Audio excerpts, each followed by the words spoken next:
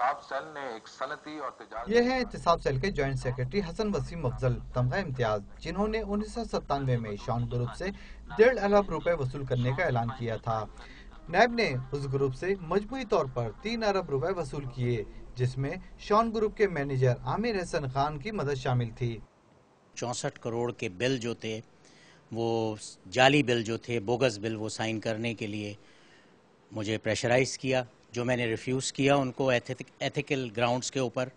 وہ چیزیں میں نے ریفیوز کر کے اور میں نے احتساب سیل کو تمام انفارمیشن دی۔ نیب قوانین کے مطابق خرد برد کی گئی رقم واپس دلانے یا اطلاع دینے والے شخص کو وصول کی گئی رقم کا 10% دیا جاتا ہے، اور اس وقت کے وزیر اعظم میاں نواز شریف نے عامر حسن خان کو 3 ارب روپے کا 10% اور تمغہ امتیاز دینے کا اعلان کیا۔ کئی برس گزر جانے کے باوجود نہ تو انعامی رقم ملی اور تمغہ امتیاز بھی خواب ہی بن گیا۔ ینگ جنریشن جو ہے وہ اس کرپشن کے اندر جکڑ جائے گی، اور آئندہ کوئی پاکستان میں ہمت نہیں کرے گا کہ کرپشن کے خلاف کوئی آواز اٹھا سکے۔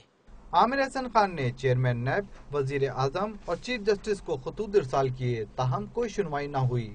عامر حسن نے 1997 سے اب تک تعینات ہونے والے نیب کے تمام چیئرمینوں سے ملاقاتیں کیں، لیکن سب ہی بے سود رہیں۔